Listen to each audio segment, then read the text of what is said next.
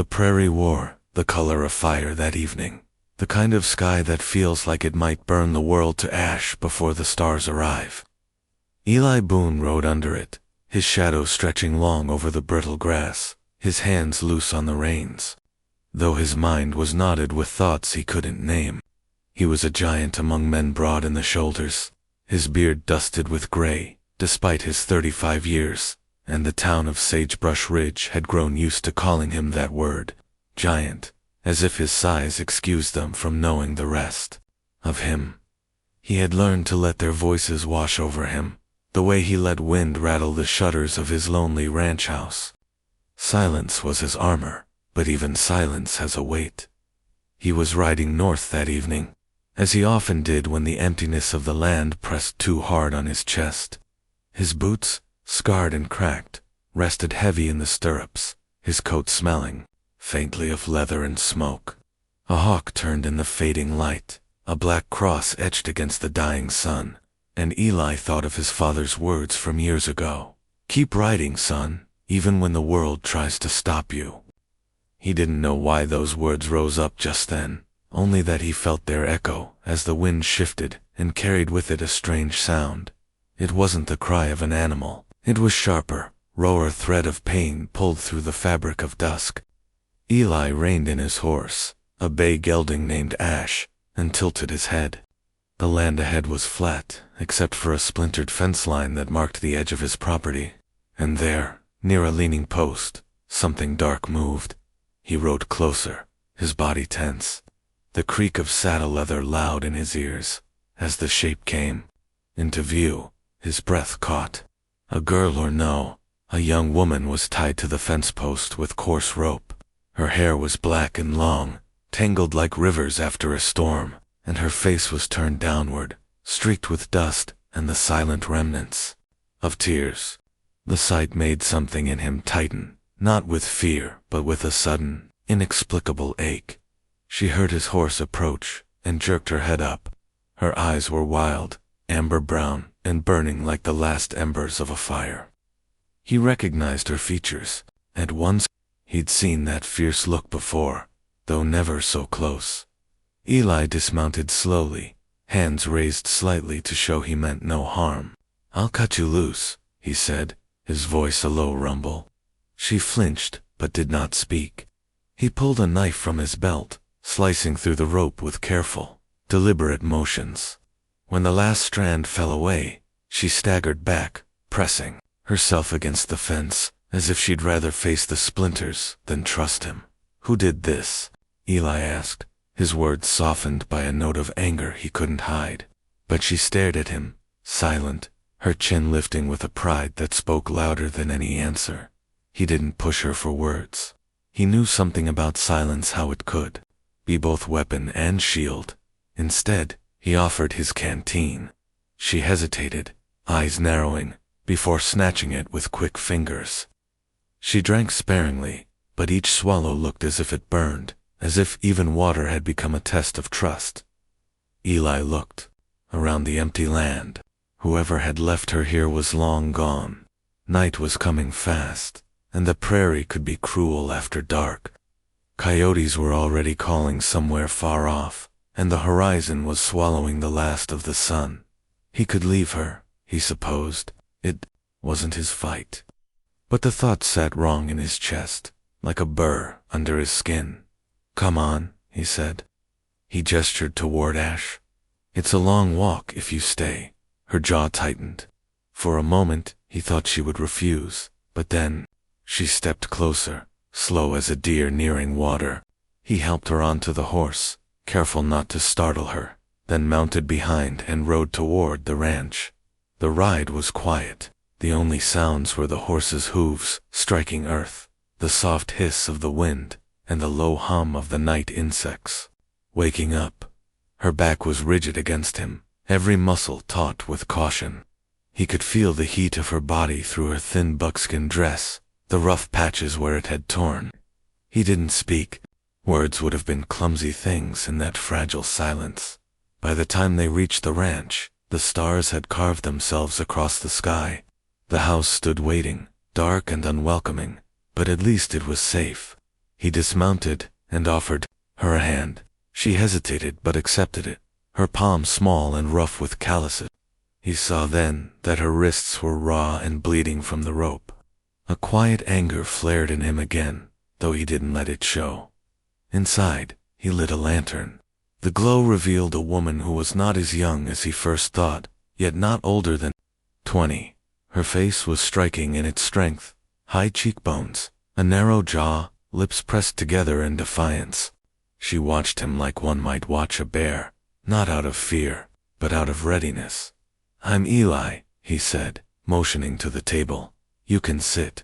No one's going to hurt you here." She didn't move. Her eyes traveled over the room, the worn wooden table, the single chair, the faded quilt draped over the back of another. She was measuring him, weighing the truth of his words. A sound came from outside. The door creaked, and Cole Thatcher stepped in, bringing a gust of night air with him. Cole was younger by 10 years, wiry, and always looking for trouble in the corners of life. His pale eyes widened when they landed on her. "What in God's name is this, Eli?" he demanded. "You brought a Comanche girl here. Do you have any idea what forecastles say?" Eli straightened, his shadow stretching tall against the wall. "I found her tied up on my fence line. I wasn't about to leave her to die." Cole muttered a curse, his voice sharp. "Martha Hensley's already been talking about how you keep to yourself too much. Now this." She spread it all over. "Town by morning." Eli's jaw tightened. He didn't care much for gossip, but Cole wasn't wrong. The town of Sagebrush Ridge liked its stories, and they liked their lines drawn between us and them.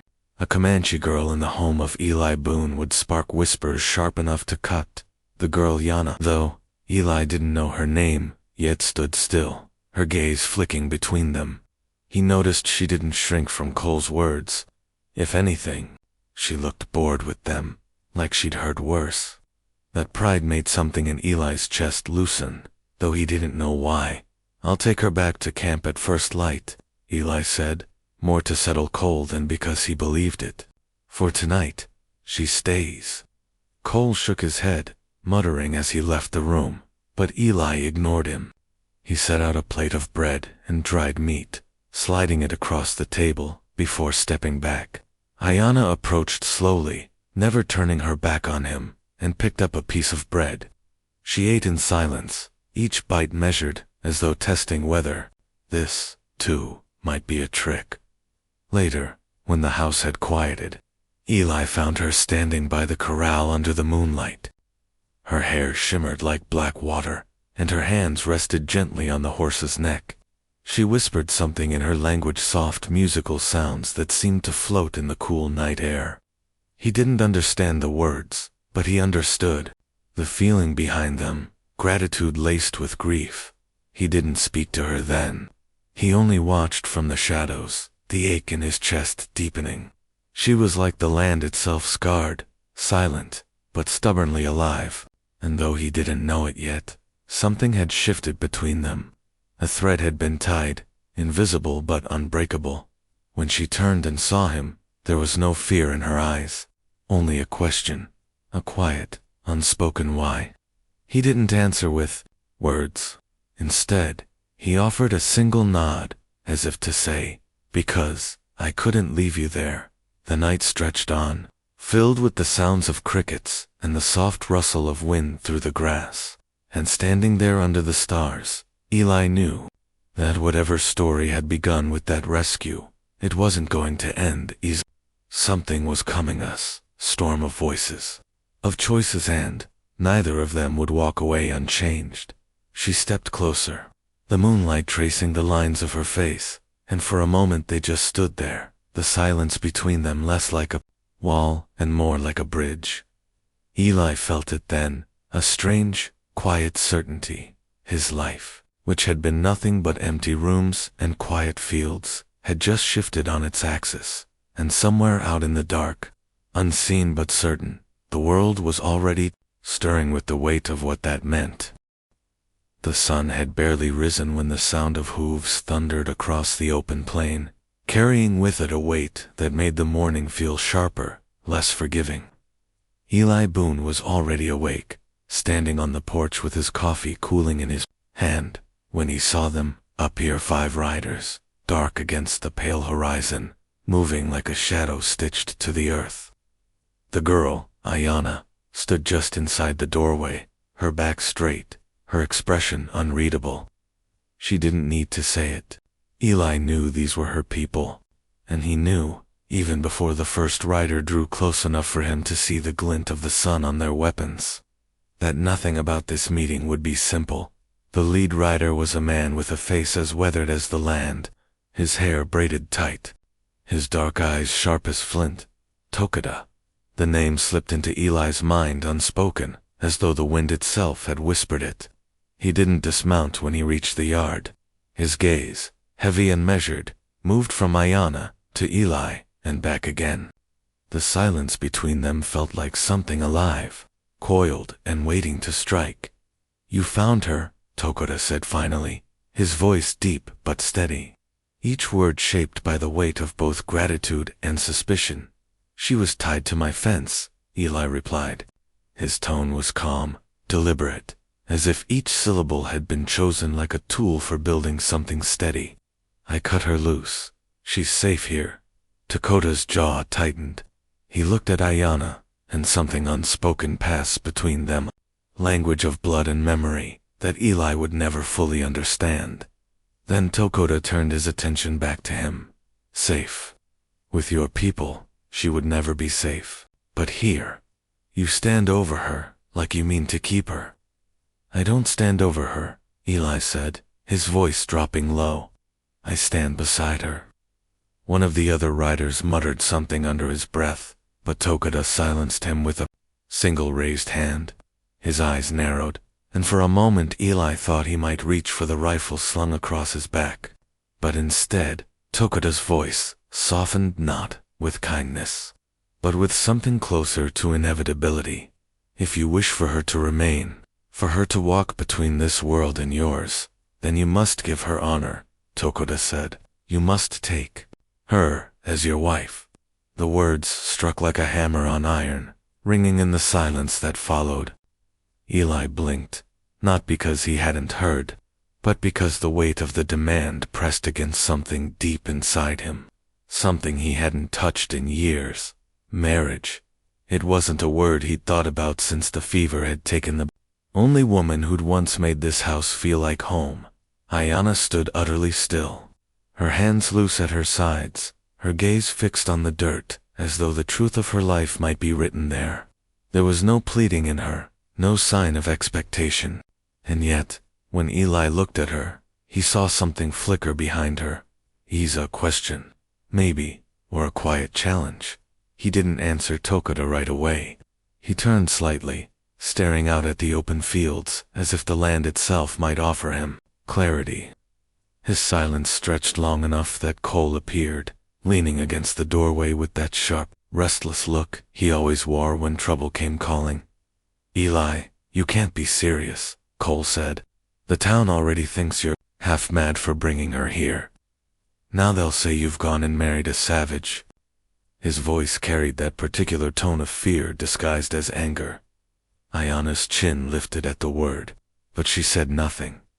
Eli's gaze shifted to Cole, and something in his eyes made the younger man falter. "What the town says doesn't concern me," Eli said evenly. "It never has." "Maybe it should," Cole snapped. "Martha Hensley's already spreading word. She said she saw you riding with her last night. People will talk, Eli. They'll say things you won't want to hear." "Let them," Eli replied. His voice wasn't loud, but it cut through the morning air with a finality that left no room for argument. Tokada, watching this exchange, spoke again. "She will leave if you will not choose her. She cannot live between two worlds without honor, and if she walks away from here, she may not come back." Those words settled deep into Eli's chest. He looked at Aiyana again, seeing past her silence to the storm she carried. Loss, pride, the sharp ache of a life torn between places she could not fully belong. And he realized, with a clarity that startled him, that he was no different.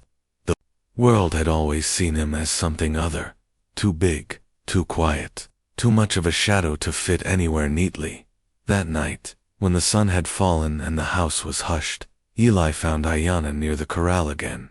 She had packed what little he'd given her: a shawl, some food, a water. Her posture told him she meant to leave before dawn. "You don't have to go," Eli said, his voice breaking the night's stillness. She paused, but didn't look back. "This is not my place," she said quietly, her English accented, but clear. "Your people look at me as if I am nothing." Eli stepped closer, his boots whispering against the dirt. "They don't know you," he said. "They don't see what I see." Her breath caught faintly, but she kept her back to him. "You don't have to walk alone anymore," he said, and those words came not from thought, but from a place deeper than language, where truth lives. Aiyana turned then, her eyes meeting his in the pale moonlight. For a heartbeat, they simply looked at one another. He removed the old shawl from his shoulders, his mother's, faded but still warm, and placed it gently around hers. It was not a declaration, not a promise spoken aloud. It was something quieter, stronger. From the edge of the yard, Takoto watched, his expression unreadable. After a long silence, he gave a single nod. It was approval, or perhaps simply acknowledgement that Eli had chosen. The next morning, the town gathered at the edge of Sagebrush Ridge. Word had traveled fast to fast, and the whispers had grown teeth. Martha Hensley stood at the front, her lips pressed thin as she looked from Eli to Aiyana. "You can't mean to keep her here," Martha said. "This is no life for a girl like that." She belongs where she is wanted," Eli interrupted, his voice steady, but firm. He didn't shout. He didn't need to. His presence alone, the quiet strength in his stance, seemed to still the crowd. The whispers rose and fell, some with venom, others with unease. Cole shifted beside him, looking as if he wanted to disappear, but Eli didn't move. He stood there, like the oak tree, in the yard, unshaken, rooted. Aiyana stood just behind him, her head high, her face calm despite the eyes on her dot. When no one spoke, Eli turned slightly, glancing down at her. "You ready?" he asked, the words simple, but carrying a weight that felt like something sacred. Aiyana's lips curved into the faintest of smiles, and she nodded. The crowd watched them walk away, two figures against the wide-open land, each step slow and deliberate. The wind rose, carrying with it the scent of dust and wild sage, as if the earth itself were bearing witness to what was happening. Later, when the house was quiet again, Eli sat on the porch with Aiyana beside him. The sky was vast and endless, filled with stars that looked like the scattered bones of old gods. He thought of all the things he could say, all the questions still waiting, but instead, he let the silence settle between them. "Maybe," he said at last, his voice low and thoughtful, "we're all just looking for someone who sees us as we are. No more, no less." Aiyana didn't reply. She didn't need to. The way she rested her hand against his, light as a whisper, said enough. And in that moment, under that endless sky, it felt as if something had shifted, not just between them, but in the world itself. As if two lonely pieces had finally found where they belonged. The night stretched on, filled with quiet promises and the distant call of coyotes. Somewhere, far off, the land waited for whatever would come next. But for now, in the hush of that prairie evening, there was peace, a fragile, newfound peace that felt like the beginning of everything.